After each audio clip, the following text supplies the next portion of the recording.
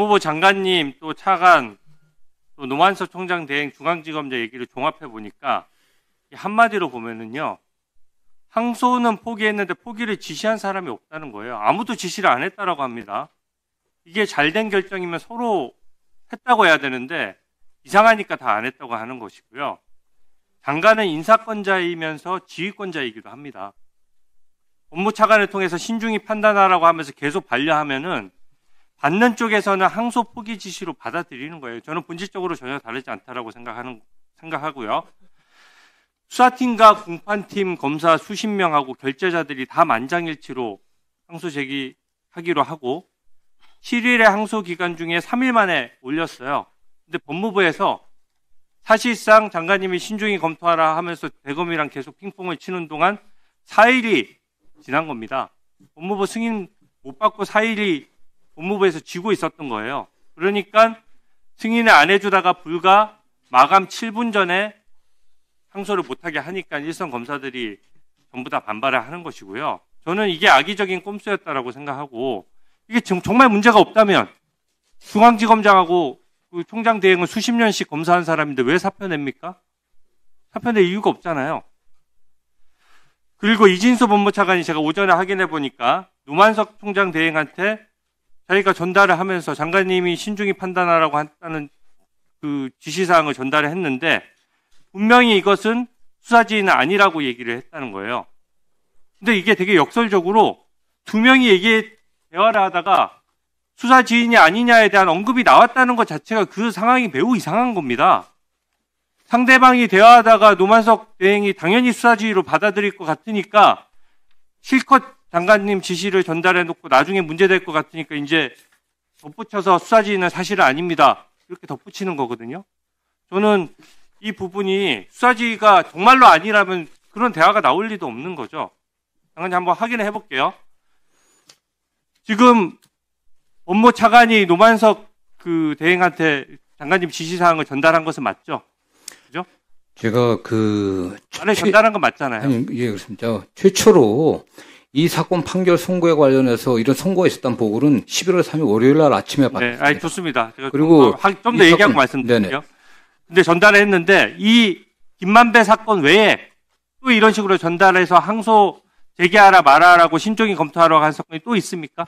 저는 뭐 그 이전에 매일 그 형사사건 보고받으면서 제가 페이스북에도 썼습니다. 아니, 다른 사건에 항소하는 거를 하지 말라고 지시해서 하지 말라가 아니라 제 의견은 이렇다라는 건 늘 밝혀왔습니다. 항소하지 말라고 항소하겠다는 것을 항소하지 말라고 지시해서 꺾은 사건이 또 있어요? 이 사건 외에? 아까 차관은 답변 못했습니다. 제가 이게 항소하는 게 적절치 않은 것 같다 내 생각엔. 그렇게 했음에도 불구하고 항소한 사건이 맞습니다. 김만배 사건 외에 다른 사건이 있었는지를 묻는 거잖아요. 저는 이 사건에 대해서 그렇게 구체적인 지시를 명령을 하질 않았습니다. 네. 그리고 장관님, 평소에 구체적인 사건에 대해서 검찰총장한테 구두로 지휘를 해왔습니까? 하지 않았습니다. 네. 영상 좀 틀어주세요. 제가 9월 30일자 국무회의 영상 좀 보여드릴게요. 1심 판사는 무죄, 2심은 유죄인데 만약에 이 순서가 바뀌면 무죄 아니에요? 네. 운수 아닙니까, 운수. 말이 안 되잖아요. 근데 대통령이 구체적 사건에 관련해서는 총장 통해서 지휘를 해야 되는데요. 실질적으로 이제 매일 검찰국 업무를 보고받으면서 이제 구두 지시를 하고 있습니다. 매일요. 네. 아니, 장관님이 스스로 매일 구체적인 사건에서 검찰총장 구두로 지휘한다고 발언을 하셨잖아요. 저는 뭐 그런 그 사건에 대한 뭐 이렇게 저래란 지휘가 아닙니다. 저는 뭐 제 의견이 이렇다. 좋습니다. 해석의 영역이니까 넘어갈게요. 이게 지금 검찰에 보통 지휘를 하면은 검찰총장이나 고위직을 접촉하기 때문에 대부분 이 사실이 드러나지 않거든요. 그러니까 무심코 구두로 지시하고 이때까지 서면으로 지휘해야 되는데 저런 식으로 관행적으로 했든 어쨌든 이것은 불법을 자행했고 또 자백한 것이고요. 노만석 대행 같은 경우에 뭐라고 얘기했냐면은 이진수 법무차관이 3가지 방안을 제시했는데 모두 항소 포기 아니었다. 거절하면 수사지휘가 잇따라올 것으로 우려해서 자기가 받아들였다. 이렇게 얘기를 한 거예요. 근데 검찰총장 대행이면요.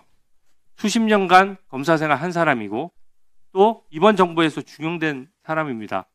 없는 말 지어낸 겁니까 이게?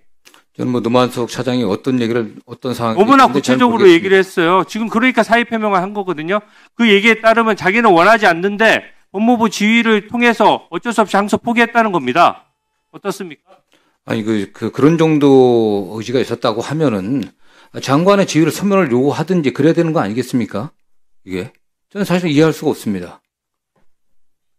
장관님이 이사건자잖아요. 이사건자이기도 하고, 아니, 총장이 어떻게 느꼈으면 이실수 차관이랑 통화하고 지시로 느꼈으니까 본인이 그렇게 했겠죠. 아니, 본인도 처음에는 법무부에 결제 올릴 때는 당연히 항소 제기하는 의견으로 총장이 보고하지 아니 결제가 올라온 게 아닙니다. 이런 사건이 있었다는. 항소 제기 의견으로 보고를 했잖아요. 보고서 아까 저는 뭐 이게 그 보고서를 본 바가 없습니다. 7월 6일 날 예결이 끝나고 나서 11시 다 돼 갖고서 중앙지검에서 대검을 통해 갖고 그런 의견이 왔다고 그랬습니다. 뭐 그때 처음으로 제가 신중히 판단했으면 좋겠다는 얘기를 했던 겁니다. 네.